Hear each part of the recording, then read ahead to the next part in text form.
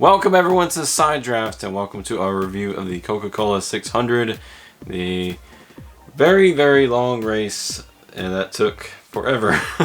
Man, did y'all like that race? I mean, I thought it was pretty good. I mean, it's always a very long race, but it had a great finish. So yeah, very cool finish, very controversial. I mean, it had, probably one of the best 600s in quite a long time, at least since 2017. So really enjoyed this race. It had its moments of like, nothing's happening, but ultimately I really enjoyed the race. Yeah, Charlotte usually goes for long green flag runs, and you usually don't have a whole lot of cautions, and that's what we had tonight. And the strategy turned out towards the end. Man, it was an awesome race. And Kurt Busch, he would get the pole, and yes, they had qualifying, so it wasn't luck of the draw. Kurt Busch had a really fast car. He beat Jimmie Johnson. Kurt Busch is not going to be on Jimmie Johnson's Christmas card list, so that's some breaking news there. So, yeah, we also want to remember all the men and women who lost their lives for our freedom, and that's why we recognize this day on Memorial Day. We just all the thoughts go out to them and their families. Yes, indeed. Very cool tribute before the race to all of them. A lot of cool, songs and tributes to them. So it's cool to watch that. Yeah. But before the race even got started, Denny Hamlin had, I believe, a tungsten that just dropped out of the car. And yeah, probably lost a bolt or something, and it come out. And Eric Almirola, he tried to dodge one piece, but hit another and messed his car up. Finally got that fixed later on. Yes, it could have been really tough if he started the race and that would have come out during the race. But he would lose about 8 laps. And I do think that would be a pretty hefty fine for the 11 team. I think that's 4 races without the crew chief, car chief, and engineer. So, but I don't know. It might be different because the race wasn't officially started. I don't know if that's a rule, but pretty hefty fine if they do decide to we'll find out in the next couple of days if they will have any kind of penalties on that, and we'll let y'all know. Denny Hamlin was about 8 laps down just to begin the race. This is not how you want to begin a very grueling and long race. Very, an endurance race. You got time, but you don't have enough time to make up 7 laps or 8 laps. Yeah, Charlotte, you can't make up laps because, like I said, it's a lot of green flag laps. You get a lot of cautions, and you can't really make up 8 laps. So it's very tough. So Kurt Busch would lead all the laps until the competition caution. Kurt Busch had a very strong car early on. We didn't have clean air is a key. Yeah, clean air was definitely king, and definitely why Brad won the race. Because the fastest cars was Truex and Bowman all day, aside from when Kurt Busch just dominated until the rain happened. But Kurt Busch had a fast car for up until lap 20. They would have that cautioned, and then Eric Jones, Chris Buescher, and Daniel Suarez would all have speeding penalties. Yes. So that's not something you want to do, but long day. Yeah, it's a long race. I mean, if you get speeding penalties, get put in the back, you got time to recover from that. Kurt Busch had a good car. And he would lead again up until lap 49. We had rain, so we was bored for about an hour, but we decided to do a Q&A on YouTube. And yeah, thanks for all those that come to our live stream, and maybe if we get another race that rain delay, we'll do that again. Since it's NASCAR, it's going to happen probably every week, so who knows.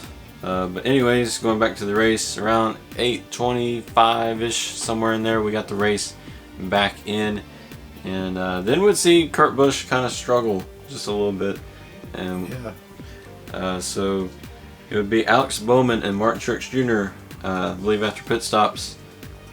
So then we'd see the rise of Bowman for quite a while. Yeah, Bowman, he's had a good car even last week and brought back here at Charlotte. And man, he was bad fast too. And Truex just a little bit off from Bowman at that point. And then late in the stage, we have a caution for Clint Boyer and a hard crash for Clint Boyer. Yeah, I believe he broke some kind of suspension or something in the right front. Hard hit into the wall. Now, I'm glad for his safety barriers, but it really knocked the wind out of him. Just it hurt his hand or something because he looked kind of holding his arm or something. But I'm glad he's all right. Yeah, with the aero package that we have now, you're gonna have higher speeds in the corners, and with that, you're gonna hit the wall much harder when the tires give way. So, very scary crash for Boyer. Thankfully, he's okay, and hopefully his hand's okay. So Bowman would go on to win stage 1. I think it ended under yellow, or it might be. Yeah, it was this one. Because of Clint Boyer. So then we go to stage 2. Same thing. Alex Bowman dominating. Then Bubba Wallace had to go to pit road. He had no brakes. Yeah, you can't stop Bubba. Yeah, I believe he had a brake caliper or something. Just go bad. Went to the garage to fix it and never come back. So I guess he couldn't get it fixed and just retired from the race. I really hope we get to talk about Bubba Wallace on these race reviews in a much more positive light, because I know a couple fans want us to talk more about Bubba. Yeah, I really liked his paint scheme, the tribute to the old jet fighter plane, and I always liked that paint scheme. Yeah, it's really cool. Really similar to Jimmie's paint scheme as well, which really liked both of those. Let us know down in the comments below what was your favorite patriotic paint scheme, and be sure it's patriotic because some people did not run patriotic paint schemes, and thankfully none of them won. It's always good to see patriotic paint scheme win the 600. Yes, that's just like the greatest thing, and who better to win the 600 than Brad Keselowski? He's big on the military. He waves the flag in the car when he wins. So really like that. It was really fitting. Yes. So like a non-patriotic paint scheme winning a Coke 600 is just like a non-throwback winning the Southern 500. Yes. So kind of the same. But going back to this, Matt Kenseth would be speeding, entering pit road, and that was a 1-lap penalty. Yeah, he had to go through the drive-through. So with the McDonald's, and he said I had a drive-through penalty. So like, hey, this is just fitting because he's McDonald's. Drive-through penalty. That's similar to going to McDonald's and they tell you to pull up and wait. You gotta wait like 10-20 minutes for your food, and you're sitting there and everybody passes you. That's what that's like. So I don't think he got a Happy Meal at that point either. So I think if you did get the Happy Meal, it did not include the toy. Okay. All right. So before we do more McDonald's puns, Alex Bowman would still lead after the pit cycle, and then we'd see something interesting with Ross Chastain and Martin Truex. Yeah, I believe Martin went and got a little loose or something and drifted up the track, and I don't know if Ross Chastain didn't like it. Kind of when Truex went by, he kind of come down and hit him in the bumper, and I was like, what was that for? I mean, it's just racing, dude. Yeah, so Ross Chastain is he likes to do stuff like that a lot. It would have been pretty bad if he would have raked him or something. Would have been interesting though. Definitely so. But Alex Bowman would go on to win stage 2, dominating so far. But really, all the Hendricks was pretty much dominating. Pretty much, yeah. I mean, there's all the top 10. So. But they just can't seem to piece the races together. If they're good in the beginning, they're not good at the end, and if they're terrible at the beginning, they're better, but they just run out of time. But one of these days, one of them is going to open and close the race, no matter if it's Chase Elliott, Jimmie, or Bowman. Bowman's already done that once at California earlier.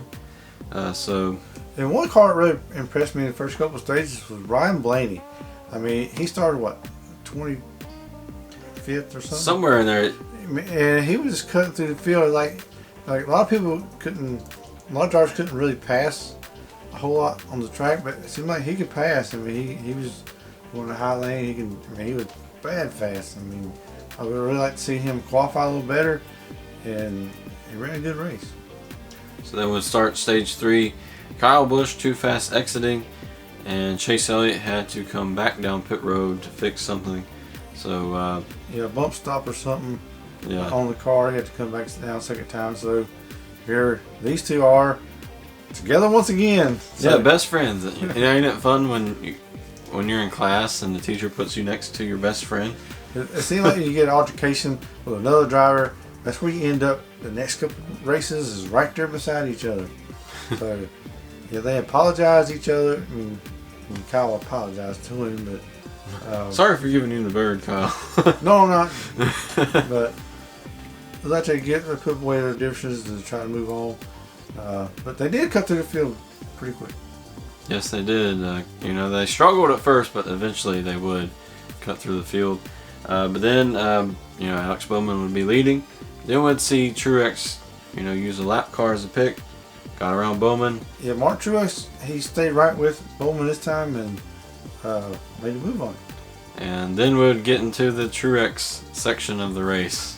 We had the Bowman section, now we have the Truex. Because then Truex was going. There was no stopping him. Clean air is king. And the only downside to him was his pit stops. If they could fix the pit stops, I think Truex and Harvick have something in common. They'll never have super good pit stops like the rest of the field. Yeah, once he got in the clean air, he just pretty much took off. I believe his car kind of faded. It's a little bit longer in a run went, but he's still fast. And later on in stage 3, Ryan Newman would have a battery issue, and that would cause him to go down pit road. Had that a couple times in this race. Yeah.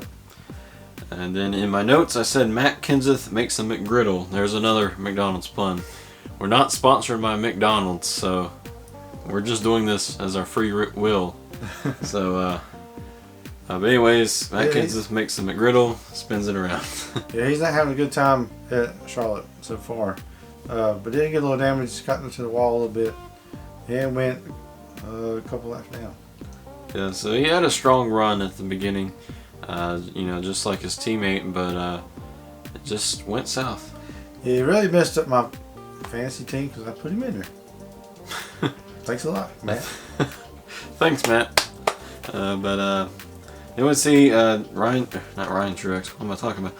Martin Truex Jr. and Blaney. They'd be on the front row for the restart, or they'd be coming out of the pit lane first, and then Logano, Harvick, and Chase, they all stayed out. This would be 20 laps to go in the stage. It worked out for one of these guys that stayed out. It worked out for Joey, but the rest of them kind of dropped like a rock. Yeah, Harvick and Chase just, they just started dropping back. Nothing you could do in the dirty air, but if you had clean air like Joey did, man, it worked. Yeah, I really thought this is where Chase messed up. I thought, man, he should have just went ahead and pitted for 2 tires or something at least, and that way he went and lost all that track position and went to the very back. So. But Joey Logano was able to hold off Truex and Bowman, the guys we thought was the fastest cars on the track, and rightfully so they were, but Logano with like 20 laps older tires than the rest of the field. Some of them took 2, some took 4, but Logano was able to hold them off and win his first stage of the 2020 season. Yes, Paul Wolf has some good strategy here. His car running good. So now we get into the final 100 laps. And then this is where we start seeing strategy and people actually going for the race win. And Matt DiBenedetto, they actually went a lap down earlier in the race. Somehow got the lap back and stayed out. Or actually, I think they took 2 tires. Yeah, this was a backup car because he spun in qualifying. Yeah, smashed the wall in qualifying, and then here he is going to restart in the first position. He did fairly well. Yeah, he was holding his own up there and up there towards the front, and I guess he got that clean air to kind of help the car out some. But eventually it would not last too long, as Martin Truex Jr. would eventually get the lead. Then we'd have a caution for Joey Gase. He would spin with around 52 to go. Couldn't really see too much strategy here because so late in the stage or in the run to really do too much strategy. But we would see Martin Truex Jr. lose spots off pit road, but Joe Logano would speed on pit road. Yep. So, very bad for them. Yeah, the run before it, Joey got really loose and went up and hit Blaney. I was like, don't wreck your own teammate.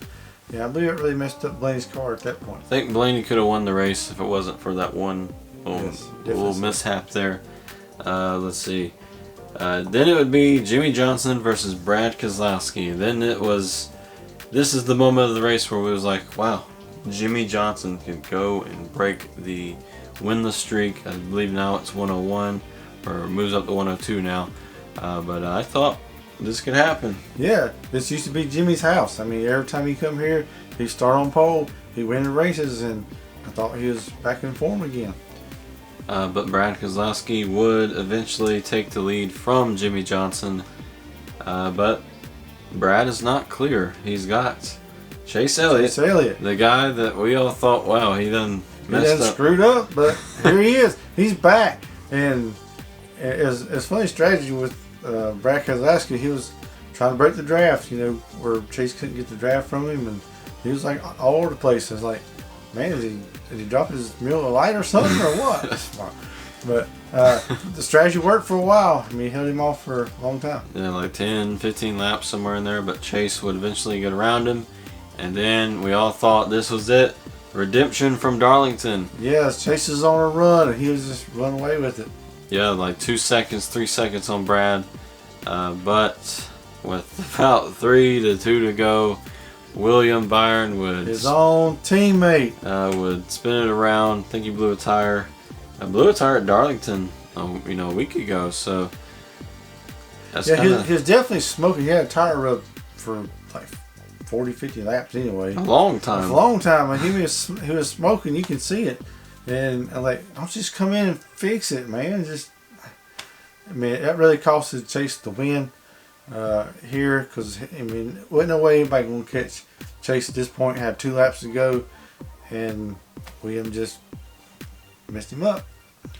Yes. Once again, it's another win. Chase just got slipped through his fingers. As I was telling everybody that was watching with us, Chase is gonna find a way to lose this race. Yeah. Simple as that. And then I got to 3 to go. I was like, well, maybe he's actually gonna win a crown jewel event. This could be the Elliott curse of Charlotte, because his dad's never won at Charlotte, the 600. Yeah, that is true. So, will he come back next year to win the Coke 600? Who knows? I mean, he did run fairly well. Yeah. Hendrick ran really well. But what would happen here to Chase is pit stop time. It's definitely hard at this point. You're leading the race. You're green, white, checkered. If you pit, everybody else is going to stay out. If you stay out, everybody's going to pit. So you're just a sitting duck if you're a leader. And that's what kind of happened here, because he comes in and some other people stay out. And he was really mad then. Yeah, you can really tell on the radio he was saying every cuss word there was. Are you kidding me? But he had some other adjectives in there. Yeah, you can fill in the blanks there. So he was very upset, but that would give the lead to Brad Keselowski. Jimmie Johnson on the outside. Brad took the inside. Some other drivers such as Harvick, Kyle Busch, Truex, they would all pit. I was like, why would you pit at this stage, and you're so close, and you're way faster, especially for Truex, you're way faster than some of the guys in front of you. You really don't have time to get to track position for the win. Yeah, you only have 2 laps. I mean, I know Charlotte is 1.5 miles, a long time to, just go power by everybody, but Charlotte is a track position race. Yeah. And no matter how old your tires are. So Brad was able to clear Jimmie Johnson on the restart and cruise on. Yeah, he held him off and got the win. And Chase come back and finish 3rd. I mean, that's pretty cool. Already 3rd. I mean, almost. Yeah. So and also Ryan Blaney, I believe he finished 4th. Yeah. And I think Harvick finished 6th. Yeah, I was like, Harvick's going to messed up his streak of top 10 finishes, and here he comes again. Finished top 10. So yeah, I think Jimmie Johnson is definitely going to win a race this season. He's come so close. At Darlington, had that heartbreak happen, and then go today or tonight, and then just come up very short.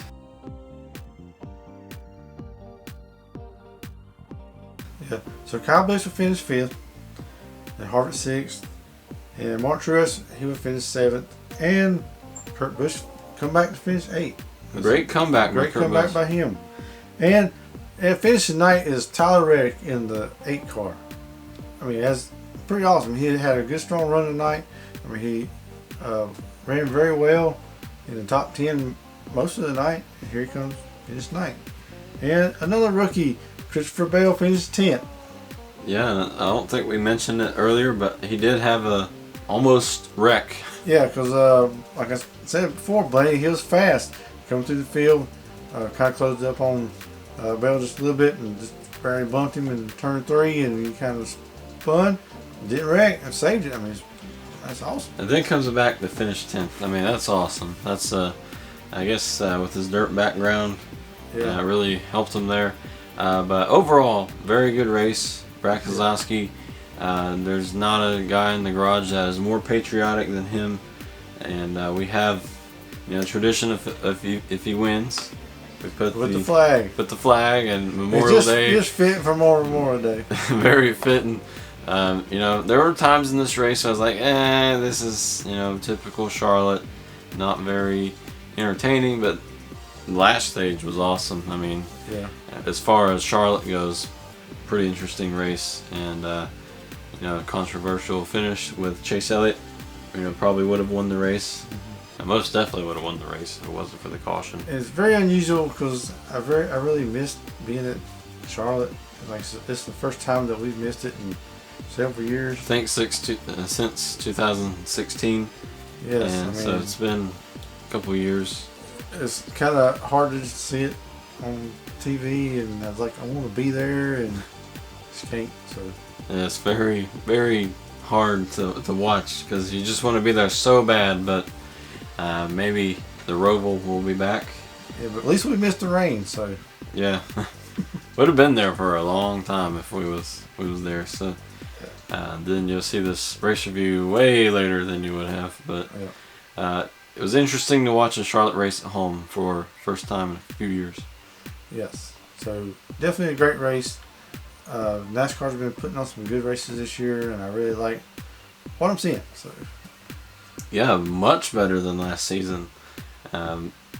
Just a lot more interesting finishes. I think people's finally understanding the strategy, the setups, and we've seen a lot of different people dominate races. It's not just been one guy. So can't wait to see where this goes. Yeah, so you think that Chase Elliott is going to get some payback and come back here Wednesday and try to get that win back? Possibly so. Andy will be in the Truck Series race Tuesday night, so he can warm up. Yeah, he gets a lot more practice for Wednesday. See if he can beat Kyle Busch in the Truck Series. Might have $100,000 in his pocket, and then I don't know what he'll spend it on, but well, it seems kind of fitting because since Kyle Busch spun him last week in Darlington, and is going to have the truck race bounty from like 3 months ago, and now they're going to have it here, and he's got to beat Kyle Busch in the Truck Series, and it's going to be fun to watch the trucks Tuesday night. Yep, so I hope you all enjoyed this video. We really enjoyed the race, and if you want to see our review of this diecast right here, click this video right there. That'll take you right to it. Don't forget to subscribe if you want to see more race reviews and things like that. Anything NASCAR. We just love NASCAR so much. But can't wait to see you on our Xfinity Series race review tomorrow night. It's going to be fun. See you there.